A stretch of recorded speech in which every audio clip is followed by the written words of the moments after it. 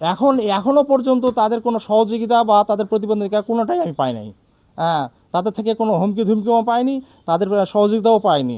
আমি একজন প্রার্থী, জনগণের জন্য মাঠে নেমেছি।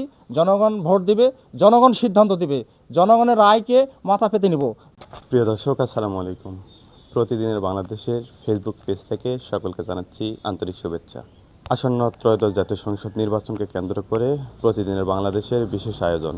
আজকে আমাদের মাঝে উপস্থিত আছে নওগাঁ 47-2 আসনের আমার বাংলাদেশ পার্টি অর্থাৎ এবি পার্টির মনোনীত প্রার্থী মতিবুল ইসলাম বুলু। আমরা এখন সরাসরি কথা বলবো তার সাথে। আমাদের এই অনুষ্ঠানে আপনাকে স্বাগত। ধন্যবাদ। ফেব্রুয়ারির 12 তারিখে যে সংসদ নির্বাচন অনুষ্ঠিত হচ্ছে সেখানে আপনি একজন এমপি পদপ্রার্থী। আপনি যুবকদের উদ্দেশ্যে কি বলতে চাচ্ছেন? ধন্যবাদ। যে যুব সমাজ বেকারত্ব আছে, আমি আমার এলাকায় আমি যদি জনগণের ভোটে নির্বাচিত হই, সেক্ষেত্রে আমি ধামারপতিনতলায় যুব সমাজের কর্ম সৃষ্টি করার জন্য আমি শিল্প কারখানা এবং বড় বড় প্রজেক্ট নিয়ে আসে এখানে কাজ করব। যে কাজে যুব সমাজ বেকারত্ব দূর করব, যুব সমাজের কর্মসংস্থান সৃষ্টি করব।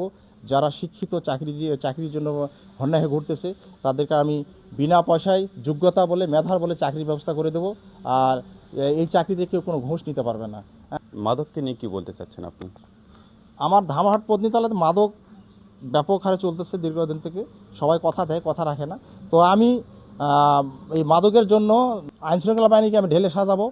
তারা যেন মাদককে $0 নিয়ে আসার চেষ্টা করব। এবং শুধু আইনশৃঙ্খলা বাহিনীতে মাদককে নিরসন করা যাবে না, যার কারণে জনগণকে উৎসাহ করতে হবে। প্রত্যেকটা জনগণের মাথায় ঢুকে দেবো, জনগণকে সঙ্গে নিয়ে মাদক নিয়ন্ত্রণ করব। মাদক যেন বর্ডার থেকে পাস করতে না পারে। প্রত্যেকটা এলাকায় খেলাধুলার মাঠ তৈরি করে দেবো, যুব সমাজকে প্রত্যেককে খেলার মধ্যে ঢুকাবো আর আনন্দ বিনোদনের মধ্যে ঢুকাবো। তাহলে এরা আর নেশা করবে না। ইমাম, মুয়াজ্জিম এবং অন্যান্য ধর্মাবলী যে গুরুজনেরা আছেন তারা মানুষের দয়ার উপর চলে।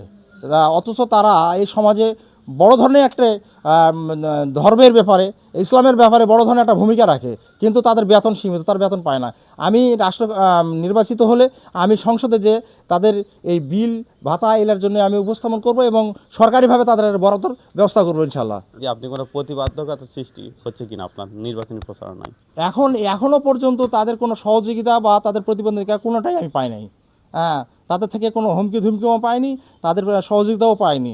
কারণ এখানে নির্বাচন দাঁড়াইছি, 12 তারিখ পর্যন্ত মাঠে থাকবো। নির্বাচনে ভোট দিবে জনগণ, জনগণের জন্য আমি নির্বাচনে দাঁড়াইছি। এখানে কোনো নেতা, কোনো প্রার্থী, কে কোন প্রার্থী, এটা আমার কাছে বিবেচ্য বিষয় নয়। আমি একজন প্রার্থী, জনগণের জন্য মাঠে নেমেছি। জনগণ ভোট দিবে, জনগণ সিদ্ধান্ত দিবে, জনগণের রায়কে মাথা পেতে নিব। জনগণ যেটা করবে সেটাই সবাইকে মাথা পেতে নিতে হবে।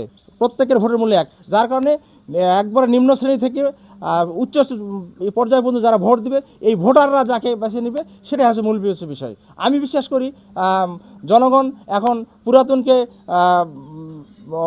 ওইভাবে দেখতে চাচ্ছে না। এখন নতুন মুখ খুঁজতেছে জনগণ, নতুনের মুখে। সেই ক্ষেত্রে আমি জনগণের মনে আশা জাগরণ করতে পেরেছি যে আমি এত কিছুর চড়াই উতরাই পরে আমি মাঠে জনগণের জন্য আছি, যার কারণে জনগণ আমাকে বিভিন্নভাবে উৎসাহ দিচ্ছে। এবং আমার বিশ্বাস জনগণ আমাকে ভোট দেবে, আমাকে বেছে নেবে এবং আমি আগামীতে নির্বাচিত হব। এটাই আমার আশা এবং আমার বিশ্বাস, দৃঢ় বিশ্বাস।